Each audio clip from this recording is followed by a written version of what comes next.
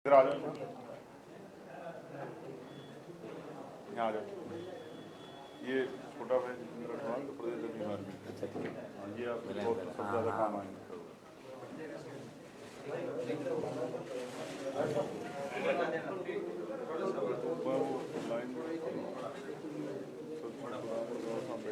हाँ हाँ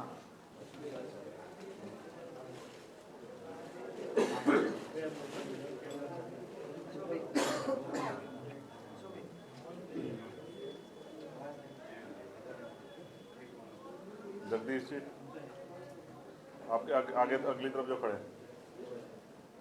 जगदीश जी का स्पेशल छोला ही है। पहले बीएस में बहुत दिन काम किया ना बहुत नहीं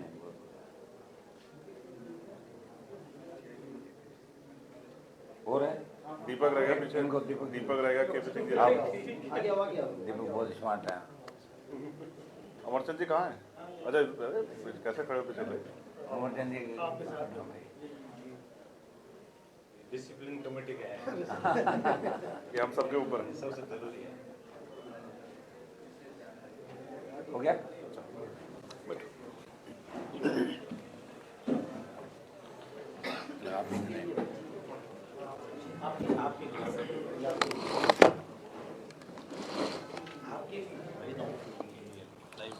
हाँ ठीक। आप करो शुरू। मेजबान हो आपके प्रदेश के। पहले आप क्या मैं करूँ? आपके प्रदेश के मेजबान हो या थोड़ा यूँ ले इधर ऐसे रहने दो।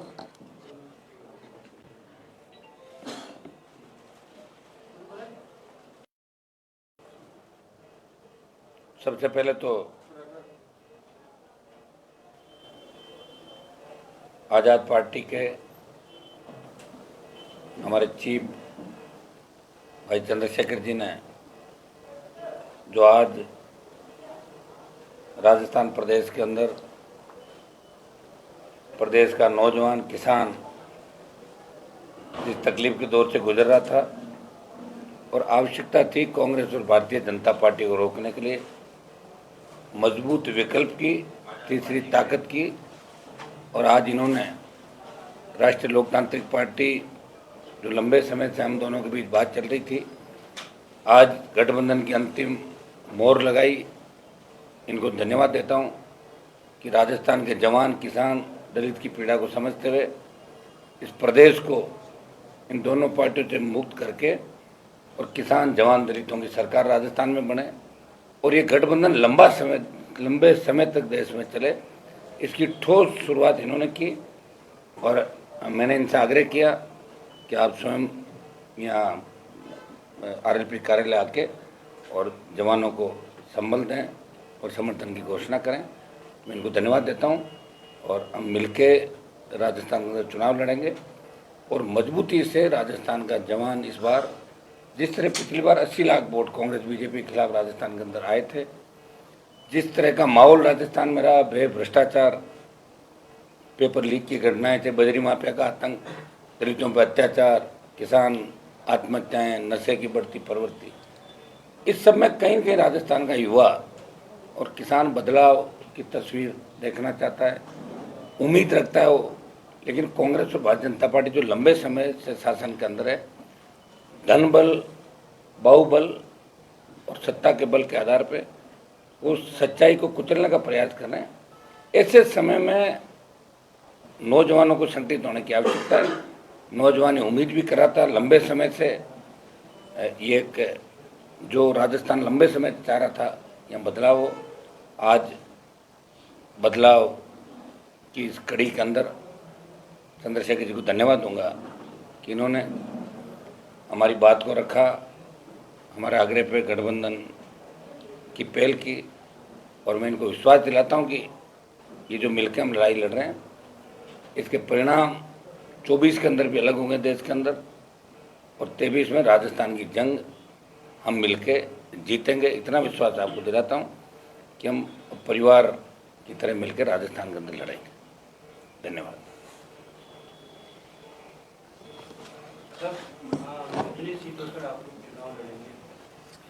देखिए, आज सीटों को लेकर हमारे कोई दिक्कत नहीं किसी तरह की। 200 सीटें राजस्थान के अंदर, और हम चाहेंगे कि जीत कैसे हासिल हो, कैसे जीतें, इस पर मंथन चल रहा है। हमारी पार्टी की जो टीम है, यहाँ इनके प्रभारी सतपाल जी और पार्टी के हमारे विधायकों ने बैठ के काफ़ी इसके अंदर चर्चा भी करी, और करीब करीब सीटों में किसी तरह की हमारी दिक्कत नहीं आएगी।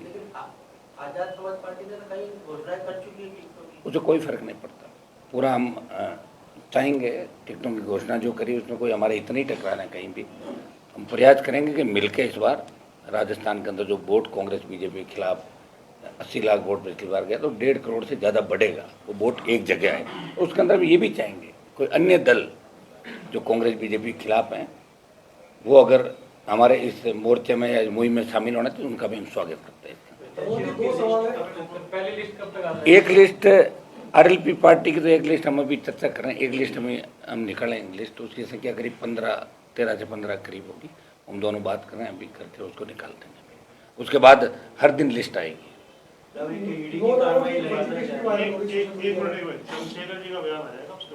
हाँ, एक बार। सम्मानित मीडिया के साथियों, आप सब बहुत शॉर्ट नोटिस पे और यहाँ के बड़े नेता हनुमान बेनीवाल जी के आग्रह पे यहाँ बहुत शॉर्ट नोटिस पे पहुँचे, इसके लिए मैं आपका धन्यवाद करता हूँ। ये अलायंस आज का अलायंस नहीं है, ये अलायंस बहुत दिन पहले डॉक्टर बाबा साहब अम्बेडकर सर छोटू राम जी के नेतृत्व में हुआ कि किसान, कमज़ोर, नौजवान, महिला, उनके हकों की आवाज़, उनकी लड़ाई को लड़ा जाए। अब लोकतांत्रिक स्थिति में हनुमान जी बेनीवाल लंबे समय से इस क्षेत्र को की समस्याओं को लड़ रहे हैं, और कहीं कोई ऐसा मौका नहीं जहां बीजेपी कांग्रेस के लोग तमाशबीन बने हुए थे जनता के हितों के लिए, वो लड़ाई को मैदान में लड़ रहे थे। इसके लिए वो धन्यवाद के भी, और उनकी पूरी टीम, हम उनका दिल की गहराई धन्यवाद करते हैं कि वो इस लड़ाई को लड़ रहे थे। अब ये लड़ाई क्योंकि इलेक्शन का दौर आ गया और आगे बढ़े, ऐसे व्यक्ति को जो बिना स्वार्थ जनता की लड़ाई लड़ रहे थे, ऐसे लोगों को आगे बढ़ के मौका मिले नेतृत्व करने का, इसकी जिम्मेदारी भी जनता के ऊपर है। पिछली बार 80 लाख से ज़्यादा वोट भारतीय जनता पार्टी और कांग्रेस के खिलाफ जनता ने दिया। 80 लाख लोग वो, और प्लस जिन लोगों को अब हम लोग जोड़ने का काम कर रहे हैं, जो लोग मन से तैयार हैं कि भाजपा और कांग्रेस की सरकार के से मुक्ति चाहते हैं और नए लोगों को आगे बढ़ के काम करते देखना चाहते हैं, चाहे वो नौजवान हो, महिलाएं हों, किसान हों, मजदूर हों, और राजस्थान की वो सम्मानित जनता जिनका विश्वास है लोकतंत्र में, जो बढ़ चढ़ के वोट देते हैं, उनको जोड़ के आने वाले दिनों में एक बड़ी शक्ति हम लोग यहाँ बनाएंगे।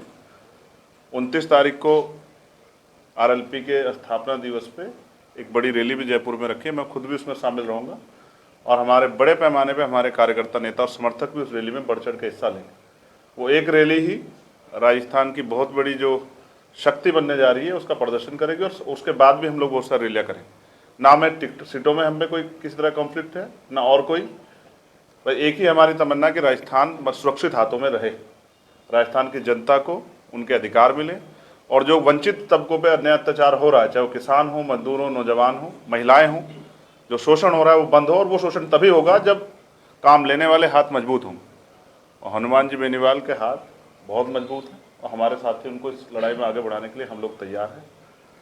मैं उनकी पूरी पार्टी का, उनके नेताओं का धन्यवाद करता हूं, आज़ाद समाज पार्टी के सभी नेताओं का, भीम आर्मी के सभी नेताओं का धन्यवाद करता हूं, और मुझे आशा विश्वास है कि आज से जो संदेश आपके जरिए जाएगा, कल से जो मनोबल बढ़ेगा, उसका परिवर्तन जो है वो आपको कल से दिखाई देगा। राजस्थान में बहुत सारे लोग जो आशा और उम्मीद के साथ बैठे हैं राजस्थान में परिवर्तन हो, वो इस मोर्चे को मजबूत करने के लिए अगर साथ आएंगे तो हम उनका भी स्वागत करेंगे। लेकिन ये मोर्चा एक नया इतिहास लिखेगा राजस्थान में, और किसान, कमेरों, नौजवानों को, महिलाओं को जो शोषण और परेशानियां उनके सामने हैं, वो उनसे मुक्ति मिलने का काम हम लोग करने जा रहे हैं। धन्यवाद। अब कोई सवाल हो तो बताओ।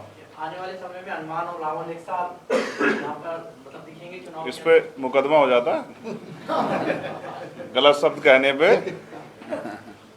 तो हनुमान जी बेनीवाल खुद से इतने मजबूत हैं, जिन्होंने हमेशा साबित किया, और वो लड़ते हुए जाति धर्म नहीं देखते। इससे मैं उनकी बहुत प्रशंसा करता हूँ, और हमारे साथियों का भी ये मन था कि ये लड़ाई, अब जो लड़ाई वो अलग अलग लड़ रहे थे, अब मिलकर लड़े कि वोट में बंटवारा ना हो। तो जो बटा हुआ वोट है आप देखना, वो इकट्ठा होके इस अलायंस को मिलेगा। और एक मैंने फिर कहा कि इस बार चीफ मिनिस्टर ये अलायंस ही तय करेगा और चीफ मिनिस्टर आपके बीच में बैठा हुआ, इसका बहुत जल्द जो है जब जनता वोट करेगी आपको पता लग जाएगा। दलित वोटों पर कुछ प्रभाव पड़ेगा, हनुमान जी बेनीवाल को मिलेगा फायदा? वो उनको उनमें उम्मीद देख रहे हैं भविष्य की, आपके हिसाब से? और हम उनके साथ खड़े हैं। आपके हिसाब से क्या? यहाँ हमारे नेता हनुमान जी बेनीवाल है और हम उनके पीछे खड़े होकर यहाँ का चुनाव लड़ाएंगे और इतनी मजबूती से लड़ाएंगे कि जो लोग बहुत दिनों से उम्मीद लगाए बैठे थे कि हमें भी आगे बढ़ के कुर्सी संभालने का मौका मिले, उनकी उम्मीदों को पंख लगेंगे। आजाद पार्टी की ओर से सीएम बेनीवाल साहब को बोल रहे हैं? बहुत जल्द बता देंगे। 29 तारीख की रैली में आप लोग आना, आप सबका स्वागत है। तो गठबंधन 200 सीटों में चुनाव लड़ेगा? हाँ, 200 पे लड़ेगा। हनुमान जी, जिस तरीके से आज प्रदेश में बड़ी कार्रवाई देखने को मिली है ईडी की तरफ से, उस कार्रवाई को लेकर आप क्या कहेंगे? देखिए, ईडी की जो कार्रवाई हुई है ये उस समय होनी चाहिए जब पेपर लीक की घटना हुई। अभी कार्रवाई, और दूसरा मैं कहना चाहूँगा कि खाली कार्रवाई से नहीं होता, दो चीज़ होती है। मुख्यमंत्री बयान देते हैं जल शक्ति मंत्री के खिलाफ कि ये संजीवनी के अंदर आरोपी, सीएम खुद ही बयान देते हैं रोज, तो आरोपी तो गिरफ्तार करें, और नहीं है तो बयान नहीं दें। किसी की छवि धूमिल करना मकसद नहीं होना चाहिए। अगर प्रदेश अध्यक्ष के घर पे ईडी की कार्रवाई हुई और वो दोषी हैं तो उनकी गिरफ्तारी होनी चाहिए, और दोषी ने तो ईडी माफी मांगे कि गलती हो गई, बदनामी। चुनाव के समय किसी को राइट नहीं कि एजेंसियों का दुरुपयोग करे। ये ईडी से मैं सवाल पूछ रहा हूँ कि ईडी अगर गोविंद डोटासरा दोषी है तो ईडी आने वाले 3 दिन के अंदर उनकी गिरफ्तार करे, और दोषी नहीं है तो ईडी माफी मांगे कि गलती से घर में घुस गए। और बजरी माफिया, जिसके साथ भारतीय जनता पार्टी के नेता अक्सर 7 स्टार होटलों में दिखते हैं, जो आज दाड़ रहे थे इसके ऊपर आपके टेलीविज़न पे, आपकी इस इलेक्ट्रॉनिक मीडिया पे, मैं उनसे ही पूछना चाहता हूँ कि ये जो बजरी माफिया है, इसने सबसे बड़ा घोटाला, सबसे बड़ा घपला राजस्थान का किया, तो भारतीय जनता पार्टी की तो टिकटें मारता दिख रहा है, तो ईडी की कार्रवाई बजरी माफिया क्यों नहीं हो रही? मैं लंबे समय से मांग कर रहा हूँ, 12 रैली करी मैंने राजस्थान के, तो ईडी वहाँ क्यों नहीं पहुँची? और ये पेपर लीक की जो घटनाएं हुई, इसको लेकर लोकसभा के अंदर भी हमने मामले उठाए, प्रदेश की सड़कों पर आरएलपी ने संघर्ष किया, ईडी की कार्रवाई की हमने मांग करी, सीबीआई की कार्रवाई की मांग करी, लेकिन ईडी की कार्रवाई का मतलब ही नहीं कि ईडी छापा मारे और चली जाए, अखबार में छप जाए, या टीवी पर आप दिखा दो ईडी की कार्रवाई हुई। हुआ क्या? अगर दोषी है पकड़ो, और नहीं है तो कार्रवाई मत करो। ये प्रदेश की जनता जानना चाहती है, और अशोक गहलोत से भी पूछ रही है कि आप बार बार शेखावत पर जो आरोप लगा रहे हो कि संजीवनी में दोषी है, दोषी तो गिरफ्तार करो, और नहीं है तो बदनाम मत करो। ये चुनाव के समय ही बात क्यों लेके आ रहे हो? अब तो चुनाव है, चुनाव से पहले भी कार्रवाई हो सकती थी। क्लियर करना चाहिए। राजस्थान की जनता चाहती है कि क्लियर कटो, हमें भ्रामक प्रचार और दुष्प्रचार के अंदर नहीं धकेला जाए। ये राजस्थान की आम आवाम जनता, ईडी की कार्रवाई होनी चाहिए। मैं कह रहा हूँ ईडी सीबीआई हम सब मांग करते हैं, ये इसी के लिए एजेंसियाँ बड़ी, लेकिन उसका समय तय होना चाहिए कि आज का समय क्यों चुना, या ये 3 महीने पहले क्यों नहीं कार्रवाई? क्या इतने टाइम पर डॉक्यूमेंट नहीं मिले थे कि टारगेट करके जैसे किस किस को आप कर रहे हो? तो ये जो समय है, और जब कार्रवाई कर ली, ईडी के पास सूचनाएं थी तभी तो ईडी पहुंची थी, फिर ईडी को इसका खुलासा करना चाहिए और इनके खिलाफ कार्रवाई कर, और नहीं तो ईडी को माफी मांगनी चाहिए। मेरा इसके अंदर ये कहना। और बजरी माफिया के खिलाफ ईडी को बड़ी कार्रवाई करनी चाहिए, जो भारतीय जनता पार्टी के टिकट बांट रहा है। गठबंधन अपना मैनिफेस्टो कब तक जारी कर देंगे?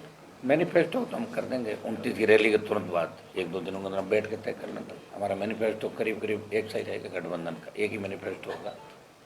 दूसरी पार्टी है जो अपना संकल्प पत्र बनाने के लिए या फिर सुझाव मांग रही है जनता से या लोगों से, लेकिन आपकी पार्टी जो नई पार्टी है, नया क्या कर रहे हो इस बार? आपकी सरकार में तो पार्टी, हम तो सारे नया ही कर रहे हैं, और कर कौन रहा नया? राजस्थान का 70 साल में किसी ने नया किया ही नहीं भाई। पहली बार ये अलायंस भी नया हुआ, देखिए आप, जवानों का, और संघर्षशील 2 नेता जो देश में लड़ाई लड़ रहे हैं, प्रदेश में लड़ाई लड़ रहे हैं। पहलवान बेटियां संकट में थी, आप भी गए थे, चंद्रशेखर जी गए, मैं वहाँ गया उन बेटियों के लिए। किसानों को, किसान आंदोलन के अंदर हम दोनों थे, अग्निपथ के खिलाफ हम दोनों थे। प्रदेश की कई ऐसे दलितों पर अत्याचार हुए जहाँ आप भी आए, मैं भी गया, चाहे जालौर के अंदर मटकी का मामला हो, वहाँ ये भी गए, मैं भी गया। बहुत से किस्से हैं हमने मिलकर लड़ाई लड़ी, और निश्चित रूप से टोल मुक्त राजस्थान, मुफ्त बिजली की जो हमारी मिलकर हम सारा तय करेंगे। जो हमारे मुद्दे हैं, जिसको लेकर आरएलपी का गठन हुआ और जिसको लेकर आज़ाद पार्टी का गठन हुआ, उनके हमारे वो मुद्दे जिनको लेकर पार्टियों का गठन हुआ, वो तो रहेंगे ही रहेंगे, कि वो तो हमारे घोषणा पत्र में रहेंगे। उसके अलावा हम बैठ के पेपर लीक की घटनाएं नहीं हो, अपराध नहीं हो, बेमुक्त भ्रष्टाचार मुक्त, एसीबी को और मजबूत किया जाए, सशक्त लोकायुक्त हो।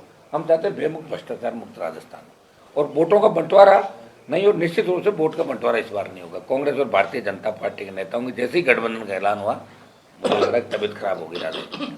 हनुमान जी, सोशल मीडिया पर आरएलपी के 9 उम्मीदवारों की लिस्ट जारी वायरल हो रही है, उस लिस्ट को लेकर आप क्या कहेंगे? फर्जी है, ओरिजिनल है? मुझे नहीं पता कब होगी जारी, सुबह से 1 घंटे में ग्रुपों में चलती रहती है, पता नहीं कौन 18 की है क्या? 2018 वो तो अब एक लिस्ट अभी जारी करें, हम दोनों बैठे हैं बात करके 15 ये भी अब जारी कुछ भी करते थे सोशल मीडिया पर, आप देख रहे हो ना, ये सोशल मीडिया का ज़माना, बच्चे कर देते हैं इसको, लेकिन हमारी अभी तक कोई अधिकृत सूची जारी नहीं हुई। अब हम बैठे हैं क्योंकि गठबंधन हमारा हो गया, पहले से मन में हमारे गठबंधन था, आज ऐलान हो गया, एक बार बैठ कर एक सूची हम थोड़ी देर बाद जारी करेंगे और उसके बाद अगली सूची हम बैठ के कल से हमारे वापस यहाँ चर्चा करके और आगामी सूचियाँ आ जाएगी। इस गठबंधन का श्रेय किससे जाएगा मेरे ख्याल से? सर तो राजस्थान के जवानों को जो संघर्ष कर रहे हैं, और ये जो दुआएं हम लोगों को मिली दोनों, इन पे भी हमला हुआ, आप बताइए, मेरे पे भी 2 बार हमले पहले हुए थे। ईश्वर ने हमें भेजा यहाँ पे कि सेवा करो आप दलितों की, किसानों की, जवानों की, देश की।